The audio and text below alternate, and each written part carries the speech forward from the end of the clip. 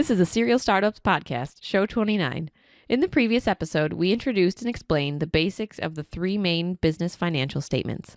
Today, we're going to discuss how to know if your business has enough cash flow and what you can do if it doesn't. Are you looking to start a business but need a little more guidance and support to really get it going?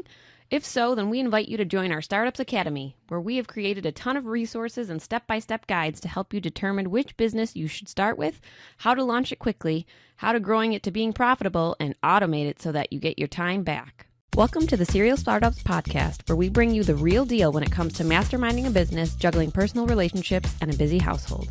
We are your hosts and serial entrepreneurs, Tom and Ariana Sylvester, and this is the podcast for people who want to get more out of life. We want to show you how to build multiple streams of income and get on the fast track to being your own boss. Join us as we talk about our ideas, successes, and failures, both in business and in life. All right, so welcome back to the Serial Startups podcast. And if you're just joining us all month long, we're really talking about business finance and how to help your business be more profitable, how to understand your financial statements, and really just giving you a lot of tips and experiences and strategies for, what we've done and what we've done with our clients to really help them out. Ooh, super interesting. Yeah, so with that said, what are we talking about today? Cash flow. Ooh, that's probably one of my favorite topics. So we're talking about like the game, right? No, not the cash flow game. I'm talking about for small business, cash flow for small business, like Warsaw Wine and Spirits, our store. Well, I do like that topic too, because I do like when we have cash flow. I as well. I just want to make sure that all the other business owners out there don't think that this topic is only for large corporations. I know it's confusing and it's boring, but it is also important for small business owners. Yeah, and actually I think in a lot of cases it's more important for small business owners because those large corporations, they typically have a lot of cash and they've got to that point because they've been able to do this stuff. But a small business owner, cash is tight and you really got to, have control of expenses and everything that's going on. So with that said, I'm assuming you have an example for people. Of course I do. And guess what? I'm going to harp on good old Warsaw Wine and Spirits again. Just a quick little example is, okay, so we have Warsaw Wine and Spirits, our small wine and liquor store. And with that, we applied and got net 30 with all of our vendors. Woohoo! So what is net 30 for people that haven't We do used not that have before? to pay until 30 days after we've received the product. Okay, so in this example, they deliver us a case of wine. Yep. And then we essentially have 30 days to sell that case of wine or do our best to do that before we have to pay our bill. Correct. Okay, so this actually helps us quite a bit because instead of having to... We're holding on to that cash from selling it before we're paying it back. We have another 30 days to be able to hopefully turn that over. Correct. Okay, good. Then I'm going to talk about busy times of year, 4th of July, Christmas and New Year's. I mean, wow, we make a lot of money at those popular holidays. Yeah, and I know the guy that we have that's ordering our inventory loves those holidays. Yes, he does. We have an influx of cash at that point to then be able to buy the products because we're selling so much more. Yes. And so does that go on all year? No. January through March. Oh, crap. Slow time of year. No money. And that's when our inventory manager really doesn't like us. Nope. But I mean, there's other ways, like even if your sales are down, to be able to help get through some of those slow times. And some of that is what we'll actually talk through today. So here's what we're going to take you through. What is cash flow? Planning your startup expenses, planning your working capital, talking about your break-even point, and then 6 tips to make sure that you have enough cash flow year-round. So with that, let's jump into the show. Does your business have enough cash flow? All right, so if you're just joining us, we talked about cash flow in the last episode, actually the last 2 episodes. And if you want to check those out, you can go to serialstartups.co/show26 and /show27. And basically, if you haven't listened to those, we'll give you a quick overview today. So essentially what cash flow is, it's the pattern of cash that comes into your business and then how it goes out of your business. So with this, it's not just the amount of cash that comes in and goes out, but what's also critical that people often miss out is the timing of it. Mm-hmm. Because if you have a whole bunch of cash coming in, but it's coming in after your bills are due, you're going to run into an issue. So in order to make sure that you have enough cash flow in your business, you really want to create a cash flow statement and then ultimately do cash flow projections. So to help you guys with that, we actually have a download for free that walks you through the basics of a cash flow statement, how to read it and what it looks like. Mm-hmm. So you can get that at serialstartups.co/show28. All right, so let's talk about how to properly plan your startup expenses. Obviously, we all know most businesses require some cash to start, and they're also going to require some time to generate cash within your business before they're self-sufficient.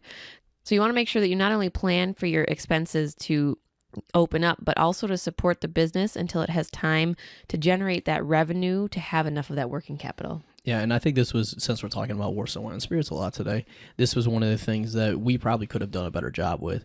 So when we were planning our startup expenses, we looked at things like, well, what equipment are we going to need? What shelving are we going to need? The sign, renovating the space.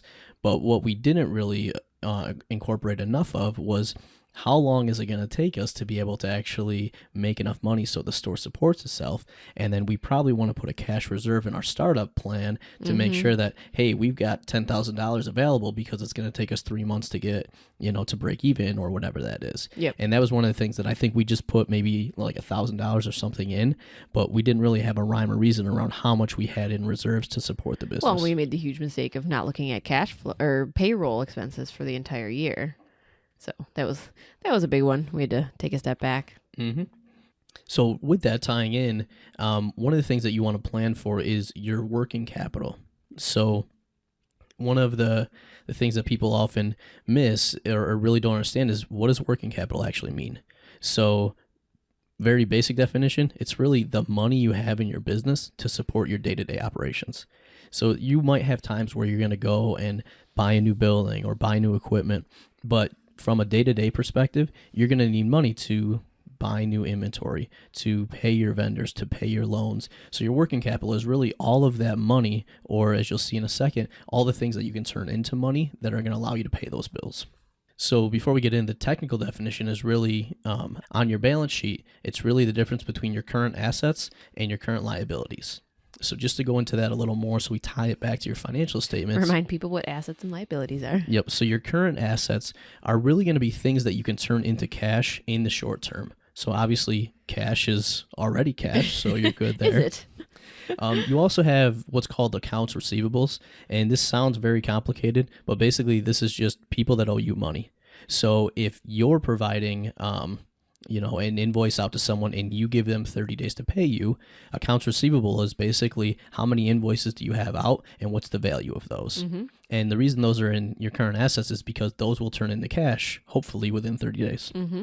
You also have inventory because you're going to sell this. And then if you're actually creating a product, any raw materials you have or any of the products that are in progress of being made are also current, because all of those things we just described, you should be able to sell for cash in a short period of time. And liabilities. So same type of thing, except on the other side. So basically anything that you're going to have to pay in the short term. So this is typically your accounts payable, which is basically just the inverse of your accounts receivable. People you owe money to. Yep. And then the only other thing is really your monthly loan payments or credit card payments, anything that you got to pay out over the short term. All right, so after you get your working capital figured out, your assets and liabilities, you want to make sure you're understanding your break-even point. What is a break-even point? The point when your business has enough sales to cover all of its expenses. So by projecting when you will break even, this is going to help you understand your cash flow needs before you make it to that break even point, and then how it's going to change after the fact. Yeah, and this is actually one of the ones we haven't talked about too much yet, but this is probably the fourth thing that I like to have businesses look at, because when you start a business, you're not going to be generating enough money to actually make a profit.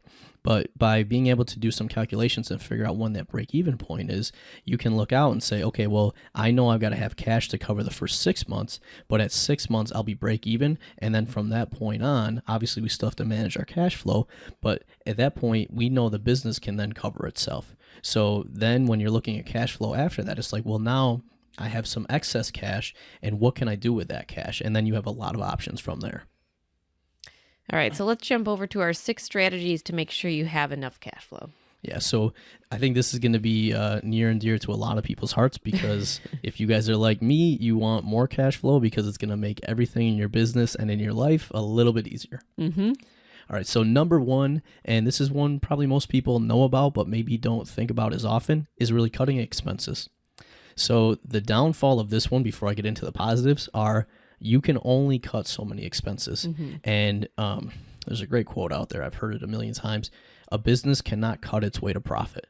So even though cutting expenses is going to help your cash flow, if you cut them too much, you're actually going to hurt your business instead of help it actually grow. But with that said, you should periodically be reviewing all of your expenses and then thinking about, are these directly contributing to the business operating or the business growing? And in a lot of cases, you can actually cut out some of your expenses or maybe switch services or do something else so that your expenses go down, and then instantly you're not going to need as much cash flow to break even. Number 2, collecting your cash sooner. So obviously this is not a problem for everyone because some businesses collect cash exactly at the time of sale.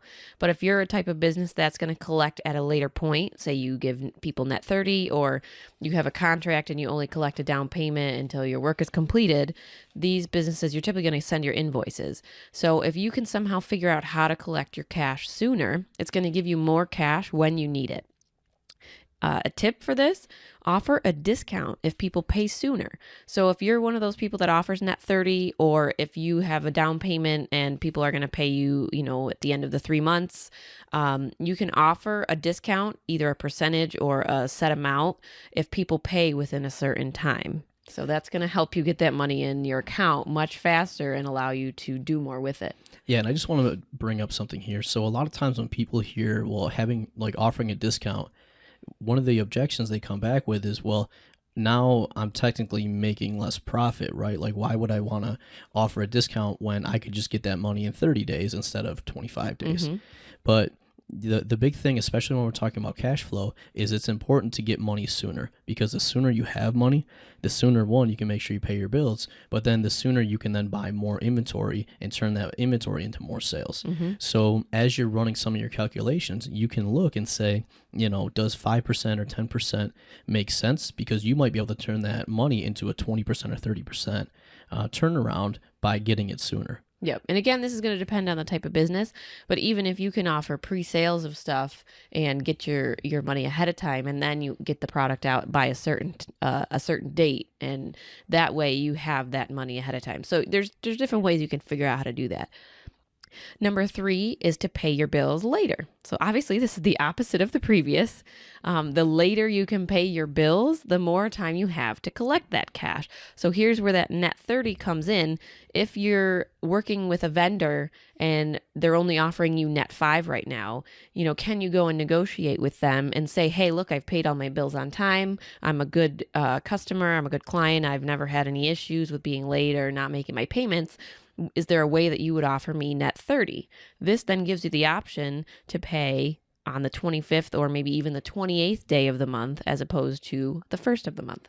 Yeah, and that's a great example. So in some cases, especially when you're getting started, vendors may not offer you that. Like you may have to pay. A lot of people are COD. You have to pay as soon as they deliver something to you. Yep. So when you start out, that's why it's so important to be able to manage your cash flow so that you can pay those bills on time, because the more that you're paying on time, the more negotiation you have to then be able to say, well, can we get net 20 or net 30? And then in some cases, and depending on what industry you're in, you may be able to even go out into net 60 or net 90. Mm-hmm. So being able to manage your cash flow is then going to open up some of those options. Whereas if you're missing, payments and, you're paying your vendors late, they're not going to offer you those terms. And if they give you those terms now, they're probably going to reduce them. Yep. All right. So number 4, another tip here is really leasing some of your equipment instead of buying it. So in general, buying equipment is going to make more profit for you. Actually, let me take that back. So it's not going to make more profit for you, but it's going to save you on the cost of the equipment over the long term. So typically, everyone's familiar with cars for your personal life. If you're going to lease a car compared to buy a car, leasing the car is probably going to be more expensive. In the long run. In the long run. But one of the benefits of leasing equipment, especially for your business, is that you don't have to tie all your money up in your equipment. So if you were going to go out and buy a piece of machinery for $10,000, you got to have $10,000 available, or you got to go and take a loan to be able to, pay for that $10,000. Mm-hmm. But if you lease it, now you're just paying a monthly leasing fee or rental fee for that. And then you have that $10,000 available for working capital in your business. The other nice thing about leasing is that when you lease, you don't have to worry as much about the maintenance. So when you own something, you could have, let's say, a tire blowout or some issue go on with your equipment, and then you suddenly have an unplanned expense that you got to pay for. When you lease it, typically the company that you're leasing it from will be responsible for at least a portion, if not all of the maintenance. Is that how all the gyms work? Like a Planet Fitness per se, they lease all of their weight equipment because otherwise they wouldn't be able to offer such cheap monthly payments for everyone that's a member of the gym. Yeah, but they're not paying for all that equipment up front, so they can afford to give the cheaper options for people to sign up. Yeah, and another one that I've seen is like video arcades. So not that there's a ton of them out anymore, but a lot of times what a video arcade will do is they'll initially lease all of their games. And part of what they can do is then test out what games do people like and which ones they don't. And then they'll buy the ones that they want to keep year over year. But then by leasing it, they can actually swap out equipment or get newer games or newer models when the next ones come up. And they don't have to worry about trying to sell out all the stuff that they purchased. So that's a great point. Good examples. All right, and then the number 5, this is a big step that any business can do, is really improve the efficiency of your business. So if your processes are inefficient, or ultimately if your people don't have the right knowledge or skills or environment to be able to be efficient with the processes, it's going to take longer to get everything done, and you're ultimately going to have more mistakes, which means more returns. And everyone, in case you haven't heard some of our previous podcasts or read Tom's bio, this is what Tom does for his 9 to 5. So, of course, has brought it home, and we use it in our businesses and sometimes in our personal life. But we basically analyze all of our processes and map it out. Sometimes you're using a flow chart. Sometimes you're just typing out step by step, and you're looking for inefficiencies so that you can remove them. So a lot of what we've done is go ahead and taken this to the next level and training the people on our teams with these new processes. And we went ahead and created a process manual for each of our businesses. So that way everyone is doing everything the same way. We can kind of evaluate everything year to year if we need to and say, hey, why does this process take too long? Can we change it? Is there some way that we can make it better and cost less? Yada, yada, yada. And then also if you don't necessarily have a process manual, or if you have a larger team of people that are working with you, you can also set up a team training session to get everyone on the same page at the same time. So this is going to eventually take less time to get things done, and it's going to reduce your payroll or increase the amount of work done for the same amount of money. Yeah, so I would imagine we're going to take a month and just focus on this topic. Like you said, lean is a foundational thing that can be used in any business to really make it more efficient, because essentially what lean is saying, from the time that I start a process, like if I imagine that I'm the thing, so I'm the item that you have in your business. What are all the steps that I go through, and then how long does it take to actually go through each step?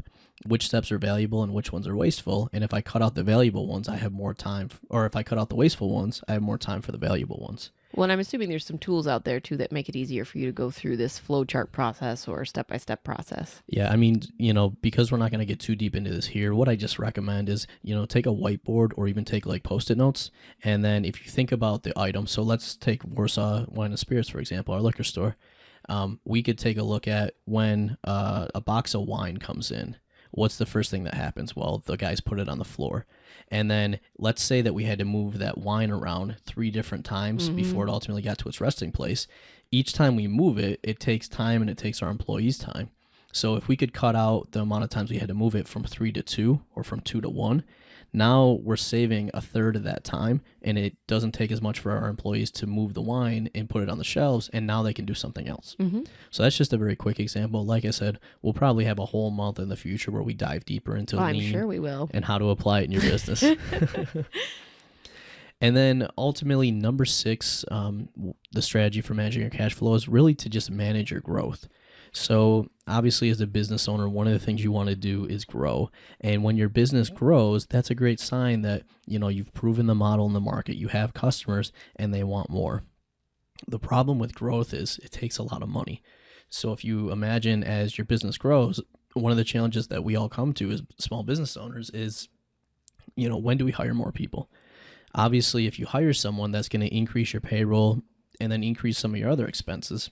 Insurance. You're also going to have to, insurance, workers' comp. You're probably going to need more equipment if that person needs a PC or something like that.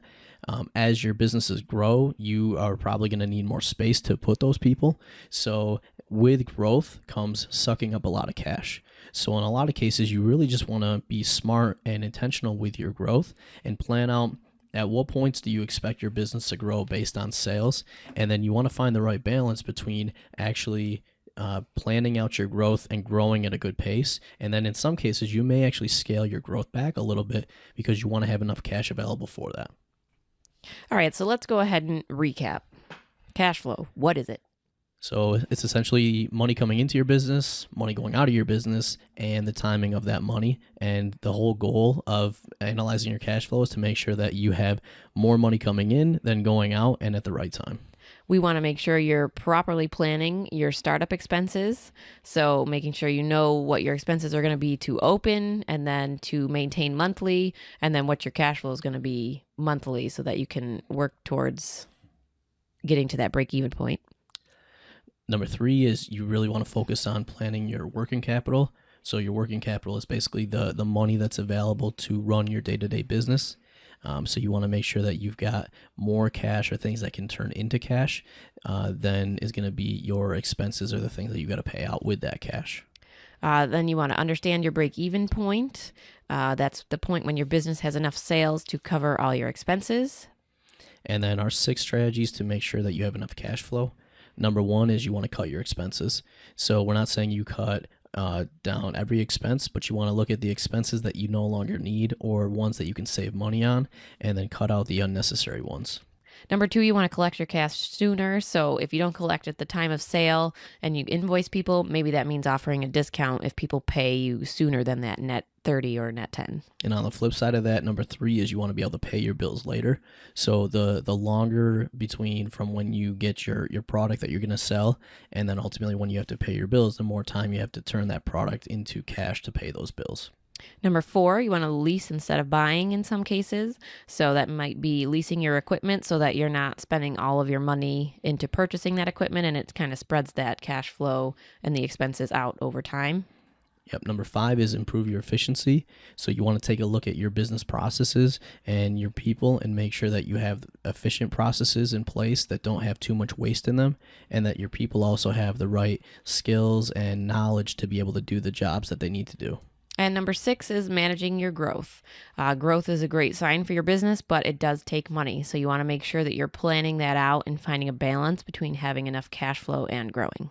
All right. So what is your tip of the week? We had a lot of information in this podcast. We did. So tip of the week, don't try to do all of these 6 strategies at once.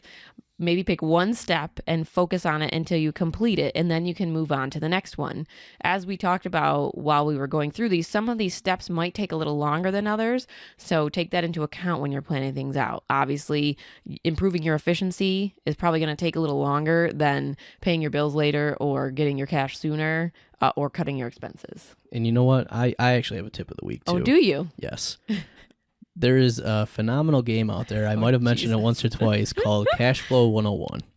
And ultimately what Cashflow 101 is, we talked about it on a previous show. I think it was show 6. Yeah. And actually the topic of that show was how to fail as an entrepreneur the smart way. But we're going to revisit that game now and talk about it from a little different perspective. So ultimately what Cashflow 101 is a game to help people, quote unquote, get out of the rat race.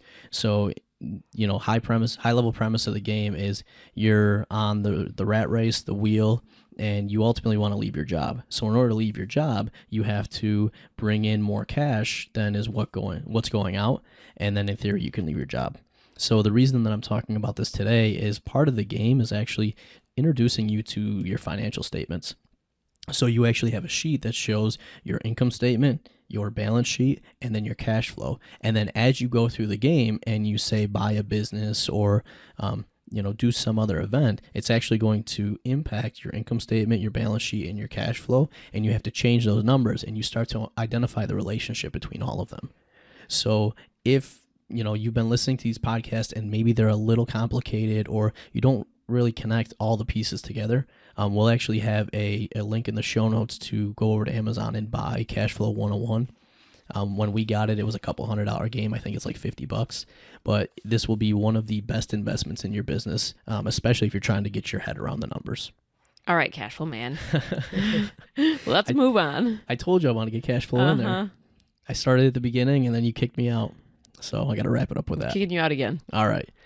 So you can get show notes and links to anything that we talked about in the show over at our website at serialstartups.co/show29. And I also want to remind you guys that we do have the free download for introduction to those 3 financial statements to kind of get you guys started in understanding what the different pieces are and how they connect. For our next episode, we're going to be discussing the pros and cons of bootstrapping your business. So make sure to join us for that. And I think that is our show for this week. So thanks for listening, guys. All right. Have a great week. Bye. Like our podcast? We'd love for you to leave us a review on iTunes. Know someone who's thinking about starting their own business? Please share this with them so we can help them on their entrepreneurial path.